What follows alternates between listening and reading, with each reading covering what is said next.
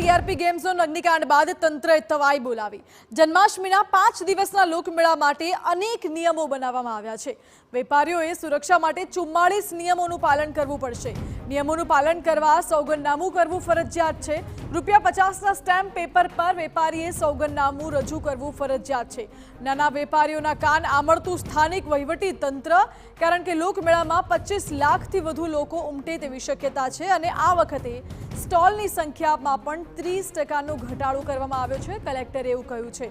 Entry exit ગેટમાં વધારો કરવામાં આવશે તેવું નિવેદન કલેક્ટરે આપ્યું। વધુમાં કહ્યું કે ડ્રોન દ્વારા લોકમેળા પર સતત નજર રખાશે। મેળામાં જો ભીડ વધશે તો એન્ટ્રી બંધ કરી દેવાશે। મેળામાં ડીકન્જેસ્ટ કરવા માટે ઓલરેડી 30% જે સ્ટોલોની સંખ્યા છે એને ઘટાડવામાં આવી છે। એન્ટ્રી એક્ઝિટના ગેટો છે એમાં પણ વધારો કરીને 2 નવા ગેટ આપણે ઉપયોગમાં લેવાના છીએ। સાથોસાથ આ વખતે ડ્રોનથી જે આખી પબ્લિક છે એના જે કેટલી ગીર્દી છે એના ઉપર નજર રખાશે અને ગ્રાઉન્ડની કેપેસિટી કરતાં જો વધી જશે તો એન્ટ્રી પણ સ્ટોપ કરી દેવામાં આવશે। એટલે ફાયર રિટાર્ડન્ટ, ફાયર ટેન્ડર્સ, ફાયરના તમામ અગ્નિશામક જે યંત્રો છે એ સાથે ફેસિલિટી ઊભી કરવામાં આવશે। આ દિશામાં અમે પ્રયાસ કરી રહ્યા છીએ। તો રાજકોટના લોકમેળા માટે અધધધ 44 જેટલા નિયમો બનાવવામાં આવ્યા છે। નાના વેપારીઓ જે સિઝનલ ધંધો કરે છે, આ પ્રકારે સિઝન કે તહેવારમાં ઉત્સવમાં કમાણી કરતા હોય છે, તેમનું તંત્ર કાન આમળતું હોય તેવું લાગે છે। અને અત્યારે અમારી સાથે રાજકોટથી સંવાદદાતા મોહિત ભટ્ટ જોડાયેલા છે। મોહિત, ખાસ કરીને તંત્રએ આ વખતે 44 જેટલા નિયમો બનાવ્યા છે, એ શું છે નિયમો? જુઓ, સૌરાષ્ટ્રમાં સૌથી મોટો તહેવાર એ સાતમ આઠમનો તહેવાર એટલે કે જન્માષ્ટમીનો તહેવાર હોય છે ને। જન્માષ્ટમીના પર્વ પર આગામી 24થી 28 ઓગસ્ટ સુધી જે રાજકોટના રેસકોર્સ ગ્રાઉન્ડ ખાતે લોકમેળાનું આયોજન છે તે કરવામાં આવ્યું હોય છે। જોકે જે રીતે ટીઆરપી ગેમ ઝોન અગ્નિકાંડ સામે આવ્યો અને દુર્ઘટના ઘટી ત્યારબાદ હવે તંત્ર છે તે સાબદું થઈ ગયું છે ને તંત્ર દ્વારા અલગ અલગ કેટેગરીમાં નિયમોનું ચુસ્તપણે પાલન થાય તેવા પ્રયત્નો છે તે કરતા હોય તેવું અત્યારે લાગી રહ્યું છે। જે પણ જે સ્ટોલ ધારકો છે તે સ્ટોલ ધારકોને હવે 44 જેટલી જે શરતો છે તે શરતોને આધીન છે તે પ્લોટ આપવામાં આવશે ને જે પણ પ્લોટ ધારક છે તે પ્લોટ લે ત્યારે આ 44 જે તેમની જે શરતો છે તે શરતોનું તેમને પાલન થશે અને તેઓ બંધાયેલા છે તે અંગેનું સોગંદનામું છે તે પણ રજૂ કરવું પડશે। કેટલીક જે સામાન્ય શરતો છે કે જે રીતે તેમને તે જે વેચાણ માટે આ પ્લોટ છે તેની ખરીદી કરી હોય તે પ્લોટ તે જ વસ્તુ તેનું વેચાણ કરવું, નિર્ધારિત મૂલ્ય કરતાં વધારે મૂલ્ય છે તે ન વસૂલવું, આ ઉપરાંત ખાણીપીણીના જો કોઈ સ્ટોલ હોય તો તેવા સ્ટોલ ધારકો છે તેમને લોકોને શુદ્ધ અને શાકાહારી ભોજન છે તે આપવું, આ પ્રકારના નિયમો છે। પરંતુ કેટલીક એવી શરતો પણ છે કે જે જરૂરથી જે બાહેધરી છે અને ખાસ કરીને જે જવાબદારી છે તે ફિક્સ કરતી શરતો છે।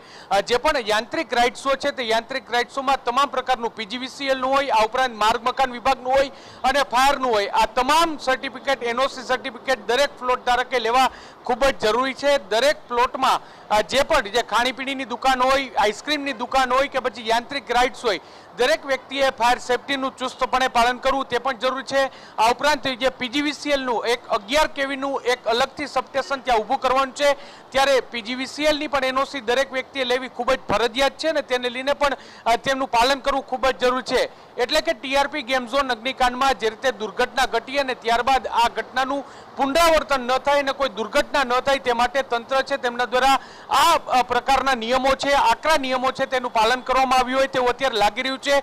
44 જે શરતો છે તે 44 શરતોમાં જે તે સ્ટોલ ધારકની જવાબદારી ફિક્સ કરવામાં આવતી હોય તેવું પણ અત્યારે સ્પષ્ટપણે લાગી રહ્યું છે। કેટલીક જે પાયાની જે સુવિધાઓ છે તે પણ ઊભી કરવાની કોશિશ છે તે કરવામાં આવી છે। જે પણ એન્ટ્રી એક્ઝિટ ગેટ છે ત્યાં મેડિકલની ટીમ અને સાથે સાથે ફાયર સેફટીના સાધનો છે તે પણ તૈનાત રાખવામાં આવશે ને આ વખતે પ્રથમ વખત એક્ઝિટ માટે ખાસ વ્યવસ્થાઓ છે તે કરવામાં આવશે। 30% જેટલા સ્ટોલ છે તે પહેલેથી જ ઘટાડી અને આ મેળો છે તે મેળો એક નાનો કરી પરંતુ કોઈ દુર્ઘટના ન ઘટે તે માટેની સુવ્યવસ્થા કરવાનો એક પ્રયાસ છે તે તંત્ર દ્વારા કરવામાં આવ્યો છે। પરંતુ તંત્ર માટે સૌથી મોટો પડકાર એ પબ્લિકને કઈ રીતે કંટ્રોલ કરવું તે છે। અત્યારે જિલ્લા કલેક્ટર દ્વારા દાવો કરવામાં આવ્યો છે કે જો સંખ્યા મેળાની અંદર વધી જશે તો એન્ટ્રી બંધ કરી દેવામાં આવશે। પરંતુ બહારની તરફ પણ ભીડ છે તેને કઈ રીતે મેનેજ કરવી તે એક મોટો પડકાર છે અને તેને લઈને તંત્ર છે તે કયા પ્રકારનું આયોજન કરે છે તે જોવાનું સૌથી મહત્વનું રહેશે. ટૂંકમાં ટીઆરપી ગેમ ઝોન અગ્નિકાંડ બાદ તંત્ર છે તે કોઈ પણ પ્રકારની બેદરકારી રાખવા માંગતું નથી અને એટલું જ નહીં પરંતુ જે સ્ટોલ ધારકો છે જેઓએ સ્ટોલની ખરીદી કરી છે તે તમામ સ્ટોલ ધારકોની જવાબદારી એક પ્રકારે ફિક્સ કરતું હોય તે પ્રકારનું અત્યારે કાર્યવાહી છે તે સ્પષ્ટપણે લાગી રહી છે. જી મોહિત, બિલકુલ. એટલે તંત્ર તકેદારીના ભાગરૂપે અત્યારે સેફર સાઈડ રહે છે અને આટલા બધા કડક આકરા નિયમો બહાર પાડ્યા છે, પરંતુ આ નિયમોને લઈને હવે વેપારીઓ અને આયોજકોનું શું માનવું છે? વેપારીઓને આયોજકો છે કારણ કે જે નિયમો 44 જેટલા જે નિયમો બહાર પાડવામાં આવ્યા છે તેમાં કેટલાક નિયમો છે તે સામાન્ય નિયમો છે, મેં આપને અગાઉ કહ્યું એમ, પરંતુ કેટલાક એવા નિયમો છે કે જેમાં ચુસ્તપણે તેમને કાયદાનું સંપૂર્ણપણે પાલન કરવું પડશે. જેવી રીતે જો કોઈ યાંત્રિક રાઇડ્સ હોય તો યાંત્રિક રાઇડ્સમાં વધારાની લાઇટ્સ ડેકોરેશન છે તેઓ નહીં કરી શકે.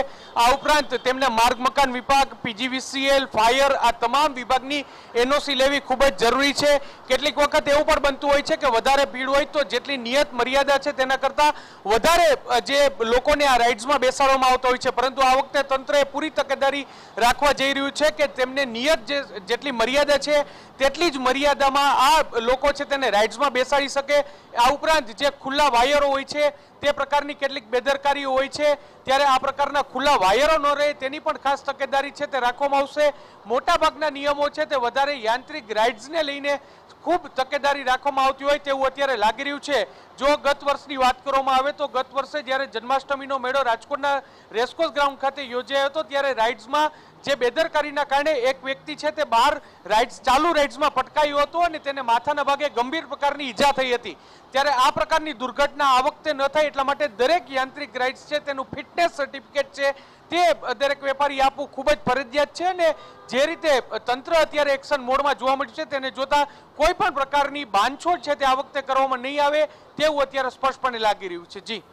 જી મોહિત, આભાર આપનો. એટલે આ વખતે કોઈ જ પ્રકારની બાંધછોડ કરવામાં નહીં આવે. તંત્રે 44 જેટલા અધધ આકરા નિયમો બનાવ્યા છે અને તે નિયમોનું પાલન કરવું ફરજિયાત છે.